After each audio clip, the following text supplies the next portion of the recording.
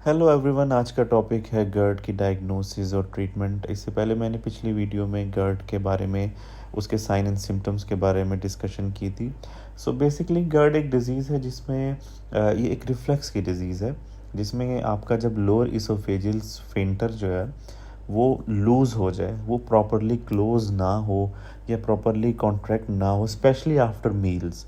तो क्या होता है कि वो जो एसिड है आपके स्टमक के अंदर वो बैक फ्लो करता है और आपकी इसोफेगस तक आता है, और जिसकी वजह से डिफरेंट सिम्टम्स हमने पढ़े थे, जिसमें जो है डिस्पेप्सिया वगैरह है, हार्ट बर्न है, और बेल्चिंग है, ब्लोटिंग है, और मल्टीपल उसके सिम्टम्स वगैरह आ सकते हैं। आप वो पिछली वीडियो देख सकते हैं। आज हम डिस्कस करेंगे इसकी डायग्नोसिस। सो बेसिकली कोई भी गोल्ड स्टैंडर्ड नहीं है हमारे पास डायग्नोसिस के लिए कि हम ये कहें कि अगर ये है तो ये टेस्ट करवा लें तो हमें कंफर्मेशन हो जाएगी कि ये GERD ही है। सबसे पहले हमारे पास आता है पीएच मॉनिटरिंग है, 24 आवर पीएच मॉनिटरिंग। ये आपको पता है, ये हम 24 आवर की जो पीएच है उसको रिकॉर्ड करते हैं कैथेटर के थ्रू, और उससे हम रिज़ल्ट देखते हैं। सेकंड हमारे पास एंडोस्कोपी है। अगर पेशेंट को कोई बहुत लॉन्ग स्टैंडिंग है, उसके अलावा ये बैरेट इसोफेगस है। बैरेट इसोफेगस में होता है बेसिकली कि जो हमारी इसोफेगस है वो एसिड को हैंडल करने के लिए नहीं बनी। सो समटाइम्स क्या होता है कि जब कॉन्टीन्यूसली जो है आपका जो एसिड का कंटेंट है आपकी इसोफेगस में आता है, तो उससे जो इसोफेजियल सेल्स होते हैं वो अपना स्ट्रक्चर चेंज करते हैं और उसकी वजह से डिफरेंट प्रॉब्लम्स आती हैं। तो उसको हम जो है वो बैरेट इसोफेगस कहते हैं। देन हमारे पास है कि अगर हमने इनिशियल थेरेपी दे दी है, पीपीआई इसके से दी है, या हमने एंटासिड्स वगैरह दिए हैं, तो उससे कोई हमें उसका अच्छा रिस्पांस नहीं मिल रहा। उसके अलावा ब्लड आ जाए हमारे स्टूल्स में, वेट लॉस है, इसके अलावा जो है वो डिस्फेजिया है कि डिफ़िकल्टी होना शुरू हो जाए या पेन होना शुरू हो जाए खाने में, चेस्ट पेन होना शुरू हो जाए, क्योंकि इसकी जो पेन है वो बिल्कुल मिमिक करती है जैसे कोई एंजाइना है या हार्ट की जिस तरह पेन्स होती हैं उसको ये मिमिक भी करती है। उसके अलावा हम जो है बेरियम स्वॉलो करवा सकते हैं। अगर हमें जैसे एक्लेजिया वगैरह है तो उससे हम डायग्नोसिस करने के लिए हम बना सकते हैं।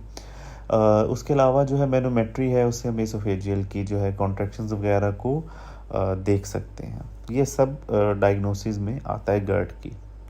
अब आते हैं इसके ट्रीटमेंट के ऊपर। तो ट्रीटमेंट में सबसे पहले हमारे पास लाइफस्टाइल मॉडिफिकेशंस हैं जो कि आपको हर स्टेज पे करनी ही पड़ेंगी, चाहे आप क्रोनिक हैं, माइल्ड हैं, या एरोसिव हैं, या कुछ भी है।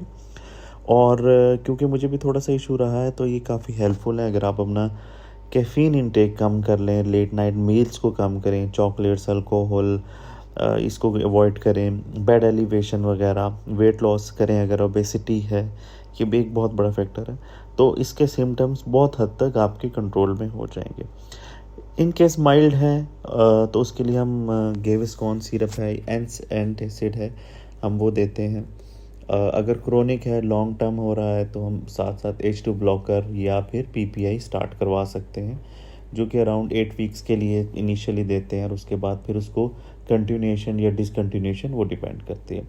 इफ़ अगर इरोसिव है, आपको चांस है कि बैरेट एसोफेगस वगैरह हो सकता है, सवेयर है, और अर्ली जो पीपी थेरेपी की है उसके बावजूद भी जो है वो रेजिस्टेंट है और कोई रिस्पॉन्ड नहीं कर रहा, देन हम जो एक लास्ट स्टेज है वो हम फिर सर्जरी की तरफ जा सकते हैं।